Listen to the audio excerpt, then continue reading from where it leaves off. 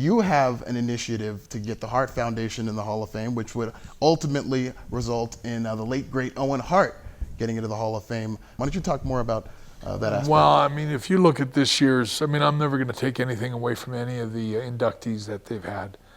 But to me, the Hall of Fame this year, you know, I have a voice of protest as a sort of legendary figure in the industry.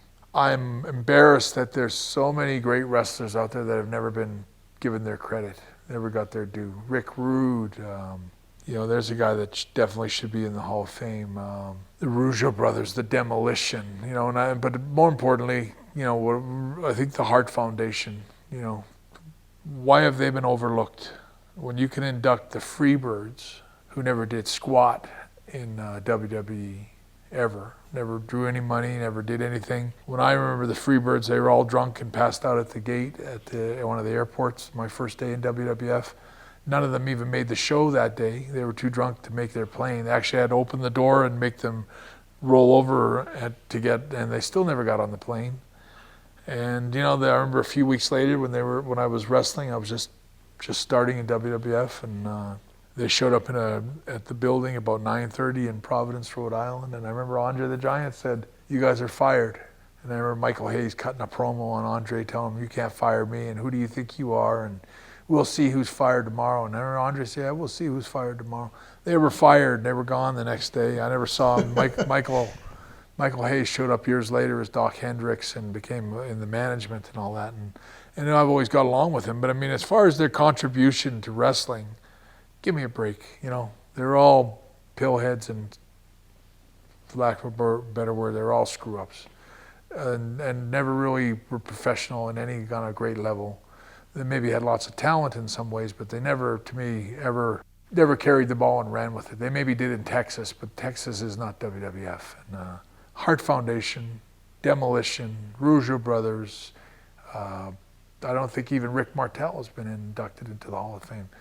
And then you look at the old legends. They've inducted some of the old legends that are still alive today. And I'm not going to take anything away from any of them. But Sweet Daddy Siki, one of the greatest black wrestlers in the history of the business, the first black wrestler to wrestle for the World Championship. Just such an amazing wrestling phenomena that's been completely left behind, and nobody has thought to say, hey, why is he not in the Hall of Fame? And I feel that whoever it is that's been making the decision for the last few years on who goes in the Hall of Fame have done a really lousy job. They're not picking the cream of the crop. They're picking whoever the first person that they see on the list that they go, he would be easy to fly in, or we saw him, let's bring him in. If you're going to have a Hall of Fame, you got to have Owen Hart in the Hall of Fame. I don't care what anybody says. He's got to be in there. I don't think anybody would disagree.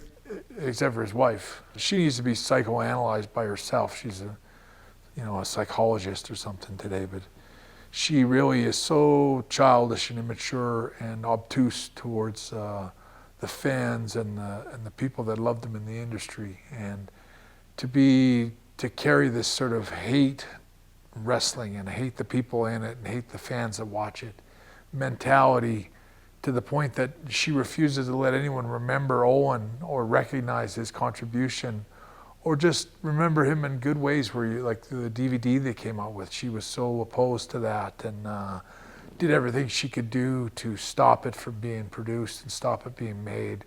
No pictures were given to support it or help it. Or I would have made that DVD the greatest DVD she could possibly make. Like, I would have contributed everything I could so that it would be something really worthwhile for her kids, all the wrestling fans that loved Owen. Everyone loved Owen, and it's a shame that he's almost like, you got to talk about Owen on the side of your mouth. Like, I don't want to mention him. It's always sort of a dark, black cloud over Owen.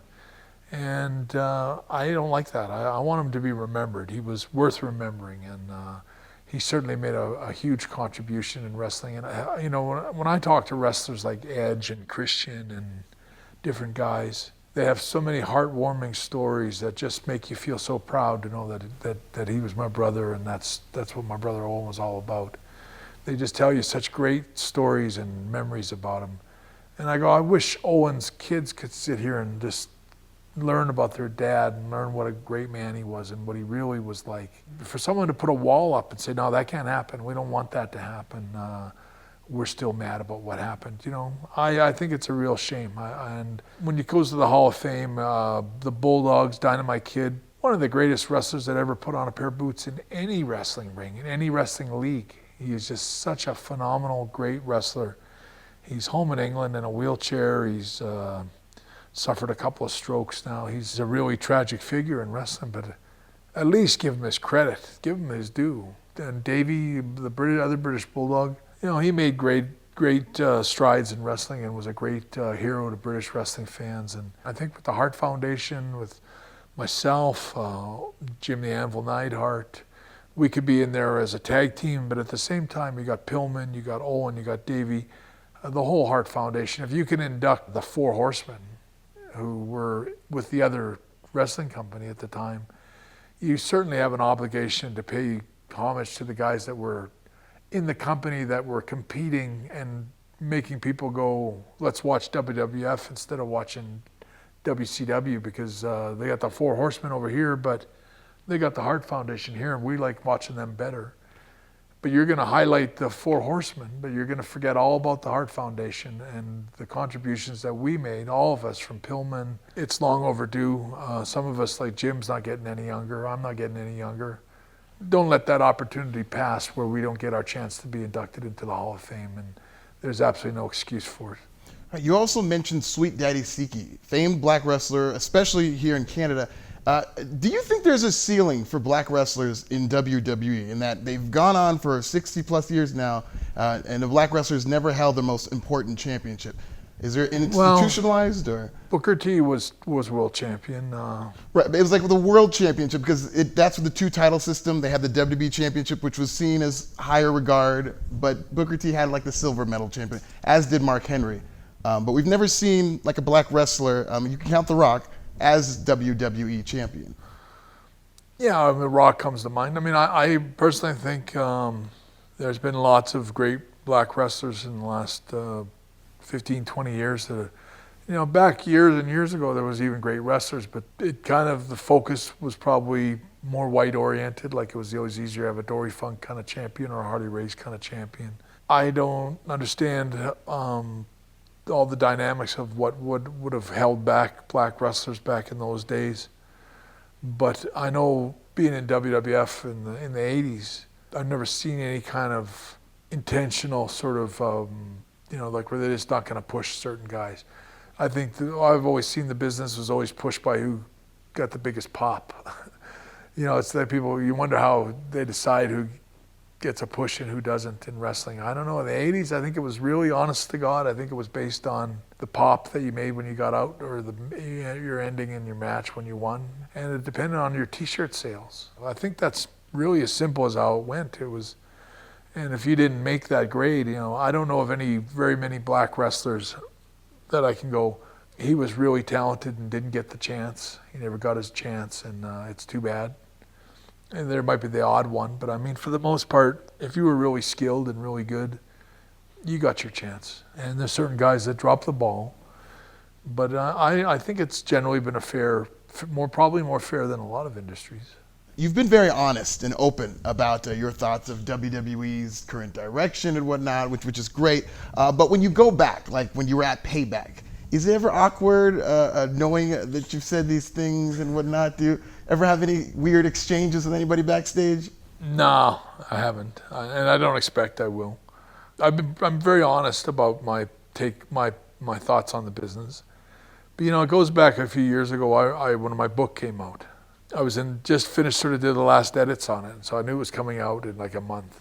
And Vince McMahon called me up, and he called me up about something separate. He called me up about actually Chris Benoit's murder thing that just happened a few months before, and I was pretty vocal in my defense of the business back then. That this horrible tragedy had nothing to do with steroids was my argument. But I remember Vince called me and he says, "I want to thank you for being the voice of the wrestlers, and the things that you've said have been very positive for the industry, and I really appreciate that, and I know the wrestlers all appreciate that." And it was just kind of an odd call, but I remember I said, well, I just wanted you to know, I appreciate you calling me to tell me that, and I just say what I think's on my mind. But I did want you to know that my book is coming out. I worked hard on it, and I wrote it myself, and I just want you to know I wrote from my heart, and I try not to be vindictive or try to just tell a one-sided story kind of thing. I try to be really honest, and he kind of cut me off. He goes, look, don't ever worry about anything. If you wrote a book, he goes, you've earned the right to say whatever you want to say. You can say anything you ever want about me or this business because you've earned it. And so in that argument and in that thought, he likes me to be honest and likes me to speak freely about my thoughts on the business. And as long as I got a good reason why, I wouldn't be surprised if Vince goes, he's right about that. We should work on that more, try to fix that, or, I hope they do, and I don't care if they do either. But I mean, I don't generally just come out of there trying to charge it and attack people just to say it for the sake of attacking them. But I do question a lot of things that happen in the business, and I think that's healthy. He is the excellence of execution. It was an honor. Bret, thank you for welcoming us into your home.